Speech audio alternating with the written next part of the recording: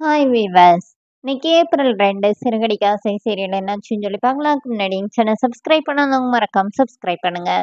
இன்னைக்கு என்ன அப்படின்னு சொல்லி பார்த்தீங்கன்னா, இங்க வந்து ரோஹிணிக்கும் ஃபோன் பண்ணி சொல்லிட்டாங்களா. அடுத்து வந்து அண்ணாமலை வந்து விஜயாக்கு கால் பண்றாரு. கால் பண்ணி இந்த மாதிரி வீட்டுக்கு கூப்பிடுறாரு. அம்மா வந்திருக்காங்கன்னொடனே, அவங்கள எதுக்கு கூட்டிட்டு வந்தீங்க அப்படின்னு சொல்லிட்டு விஜய் இங்கேருந்து கத்திட்டே இருக்கிறாங்க.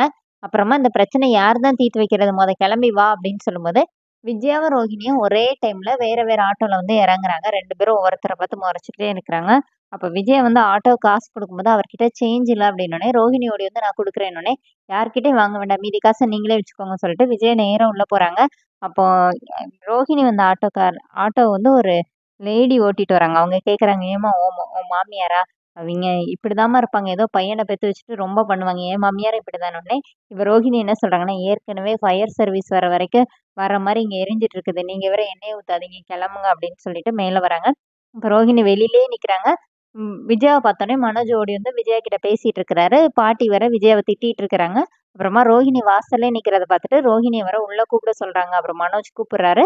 இங்க வந்து பிரச்சனை ஆரம்பிச்சிருது. இப்ப விஜய் என்ன சொல்றாங்கன்னா, மீனா கிட்ட போய் அடுப்புல போய் கரண்டி இழுத்து வை. பொய் சொன்ன வாய் இழுக்காம எனக்கு வந்து நிம்மதியே இல்லன்னு சொல்லிட்டு, ஆனா ரோஹிணி அப்படியே நின்னுட்டே இருக்கிறாங்க. அப்ப மனோஜ் கிட்ட விஜயா சொல்றாங்க, "நீ எந்திரிச்சு அவள அடிடா. எனக்கு வந்து அப்படியே ஆத்திரமே சரியாக மாட்டேங்குது. அடிடா, அடிடா" அப்படிங்கிற மாரி சொல்லிக்கிட்டே இருக்கிறாங்க. கடைசியில மனோஜ் எதுவுமே பண்ணலன்னோனே, விஜயாவே எந்திரிச்சு போயி ரோஹிணிய அடிக்கிறாங்க. இப்ப மனோஜ் வந்து அம்மா அப்படின்னு சொல்லி கூப்பிட்டோனே, விஜயா வந்து என்னடா அப்படின்னு கேட்குறாங்க. இந்த உண்மை எனக்கு ஏற்கனவே தெரியும். இந்த விஷயத்தலாம் ரோஹிணி என்கிட்ட முன்னாடியே சொல்லிட்டான்னோனே, இப்ப அண்ணாமலை கேட்குறாரு.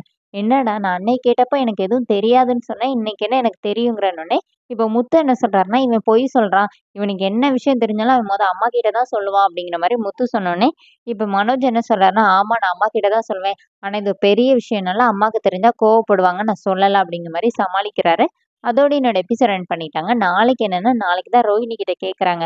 இது மட்டும் தானா? இல்ல வேற ஏதோ விஷயம் மறைச்சிருக்கிறியா? அப்படிங்கிற மாரி கேட்கறாங்க. அதோடயே அந்த ப்ரோமோ எண்ட் பண்ணியிருக்காங்க. Thank you.